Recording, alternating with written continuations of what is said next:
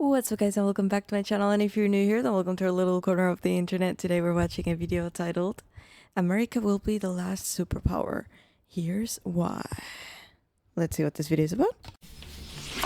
This is a video about the most important, yet most ignored concept in world power. It's the reason some nations fall behind, while some get ahead. Why the world is so uneven in its spread of wealth and power. Every year, more and more people are asking about American decline. Maybe out of fear, maybe out of hope. Yet what none of it talks about, that on a planet so random, so different, so spread out, the physical land under our feet is the ultimate constraint on what choices a country has. Why is China doing that? Why hasn't Africa caught up? Why is that place on the map always having problems?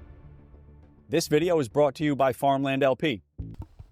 I love that introduction. That was so intriguing.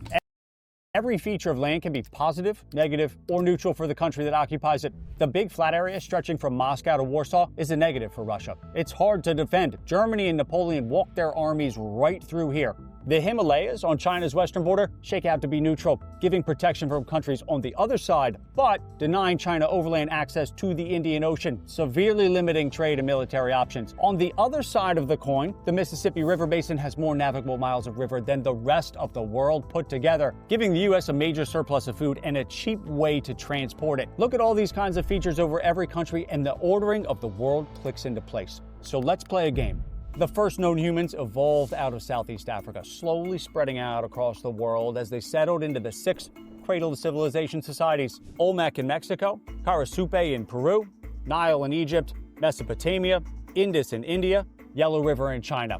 You want what every country wants: to be at peace, growing, prosperous for as long as possible. One of these original 6 did far better than the rest, with the outcome largely predetermined by the features of land around them. Knowing that, which would you choose to start as? Food is critical. A population can't grow without it. You'll of course want fresh water, something reliable and plentiful. People and your crops depend on it. A natural barrier would be welcome, something invading armies would struggle with. The Nile. For those that said the Nile, tell them what they've won, Bob. I was gonna say that obviously, because it has everything, but it depends on the time too. You know, the water. Yes, the 138 pyramids built in early Egypt weren't an accident. You need stability for that, and the Nile was the most stable society the world has ever known for 3 predictable reasons. 1, it had the best river, most reliable, and not flooding to a degree that every so often it kills 10% of your people, making it easy to grow food. 2, the flatness of the river made it easy to transport things from the upper down to the coast.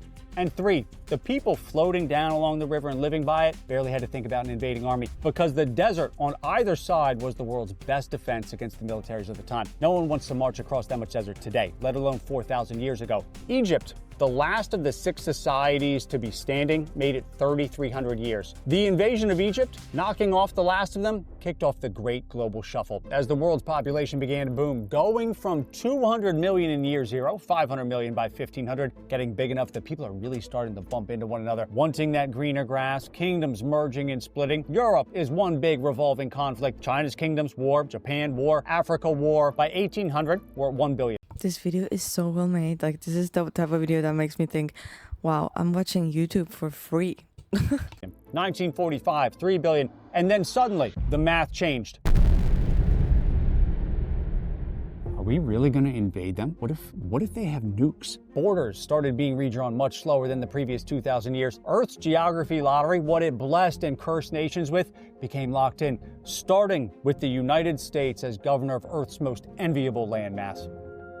Stretching 1/4 of the way down the globe, glaciers from the last ice age carved deep canyons into the edge of the land they blanketed. Deep canyons on coastline are what create natural deepwater ports. One does not simply make a deepwater port. All over Europe, natural ports. All over North America, natural ports, giving Europe, whose ports, critically, didn't freeze in the winter, by far the best ship design and navies of the time. Ships and navies that could leave the ports of Europe, but then also easily land and keep landing in the natural deepwater ports of North America. New York, Boston, Philadelphia, Baltimore, quickly establishing highly productive settlements they use as a foothold to push west across North America. Ports, people, the land along the East Coast, great. But that was not what cemented the United States into an inevitable superpower. It was the Louisiana Purchase, a legal guarantee that no other European power would colonize or explore. This area of land was purchased for $340 million in today's money. But what would that piece of land be worth today? I mean, it's a truly priceless section of the United States. There is no scenario under which America would sell the middle of the country. But if you had to come up with a dollar value for it, it's worth at least $60 trillion. And I personally think that's kind of low, but 60 trillion, that would be a 17,640,000% increase on the purchase price. Thomas Jefferson taking the crown of probably the best investment anyone ever has made. So try as hard as you can, and it would still be very, very hard to overstate the importance of the Mississippi Basin. It's the best farmland the world has ever seen. It's all connected via a series of very flat navigable rivers.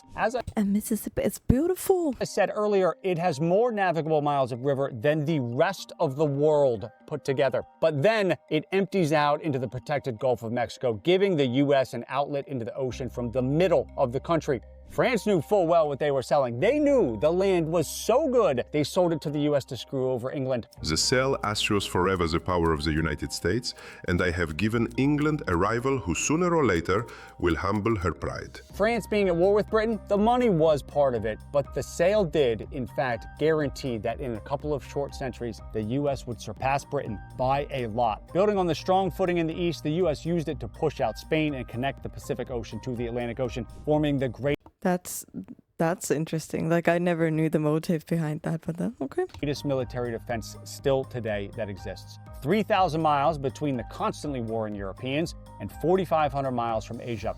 This Great Blue Buffer is the main reason the U.S. is the only highly developed country that hasn't had to rebuild over the last 150 years. Great. The U.S. has all this cool land, and here's where it all comes together.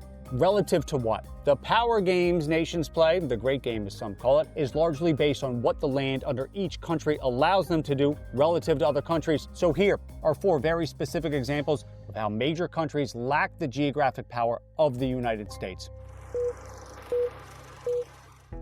China has access to just one ocean, the Pacific, and that access is gated by the Philippines, Japan, and Taiwan, and the rest of the countries that border the South China Sea. All mostly unfriendly to China, which historically has left the country in a bad spot in times of conflict. All of its trade passes within an easy plane's distance of an unfriendly country, and 80% of its oil goes through the Malacca Strait, a very narrow choke point. So for the past 2 decades and tens of billions of dollars, China has been working very hard to secure overland access to a second ocean, the Indian Ocean, trying to connect the Karakoram Highway to a deepwater port in southern Pakistan and rail and pipeline over the West Mountains to the coast of Myanmar. These are the only 2 ways China may ever be able to drive a truck from within its borders and load the cargo it carries onto a ship, making China's military position, offensive and defensive, relatively poor compared to the expansive ocean access provided by the Atlantic, Gulf, and Pacific coasts of the U.S. 4 times the size of Europe, the second largest continental population after Asia. Africa's promise has been so high for so long that the struggle of the continent to field a country able to work up through the global rankings seems to defy logic. Huge natural resource wealth, but the rivers, the coast, it is all working against the continent. Nobody has ever run the Congo River from top to bottom. 1,600 miles from the headwaters, it reaches the Atlantic Ocean here. Right here is where everyone who's tried has quit. 10 miles long, up to 4.5 miles wide, and littered with 20-foot standing waves, building-sized rocks, and whirlpools that look like they're out of a cartoon. 90 miles from where the river meets the ocean, Inga Rapids marks the end of the Congo River in its usefulness to Congo. Wow, but look at how beautiful that is. It's so pretty, but that looks dangerous. Dangerous. Place in the world. Sir H.M. Stanley of Dr. Livingston, I presume. After trying to run the whole thing but quitting at Inga Rapids, called it an immense tragedy, depriving the entire interior of Central Africa, 2/3 the size of mainland U.S. Can't that be fixed, though? Like, somehow?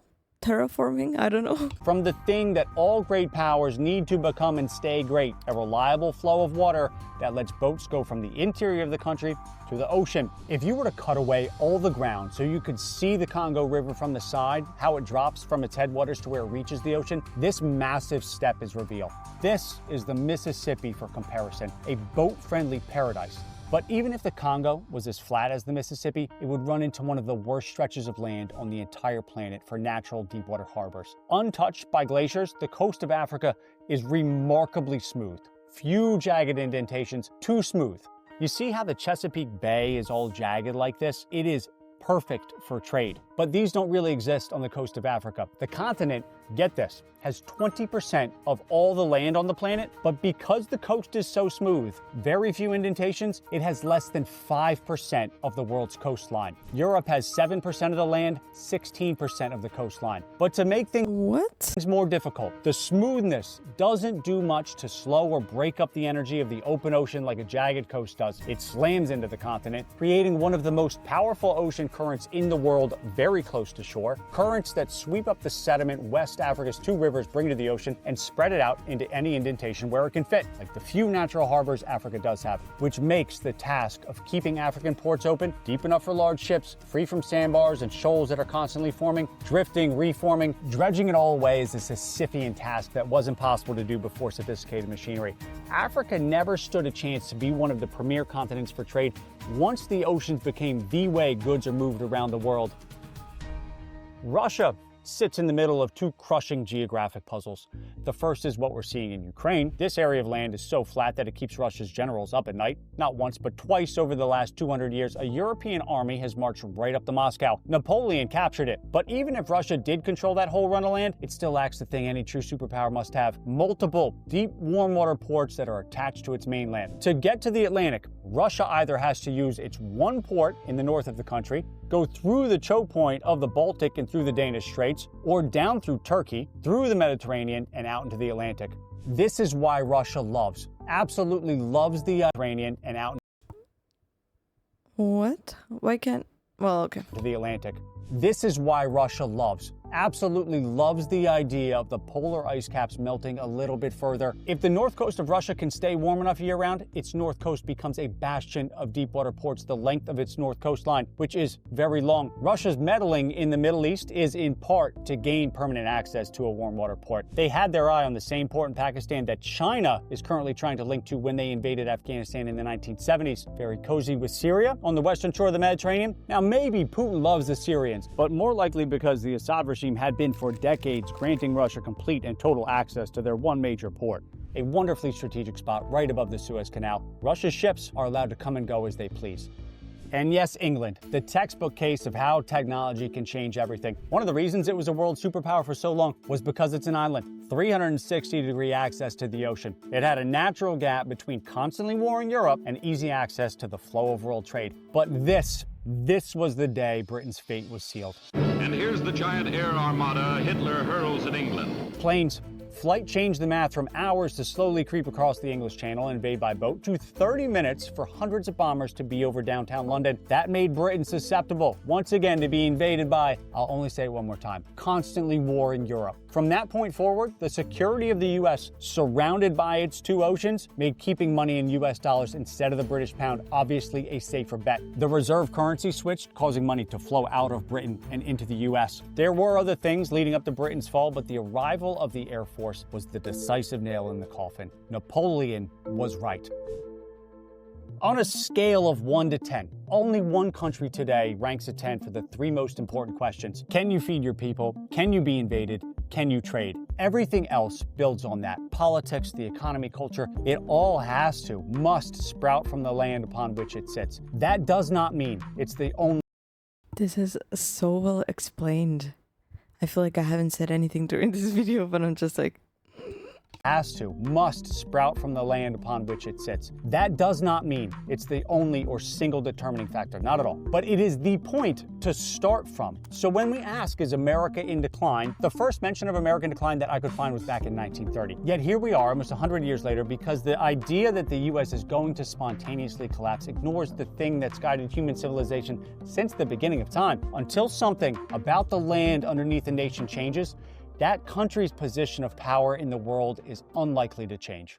Organic food keeps growing, but less than 1% of U.S. farmland is certified organic. That's where Farmland LP, the sponsor of today's episode, comes in. Since 2009... That was such a good video. I'm so impressed. Like the way he explained it and everything, I really like that. I really hope you guys enjoyed watching that with me. Thank you so much for joining me for this video. Please leave a like. Subscribe if you haven't yet, and I'll see you guys in the next video. Bye!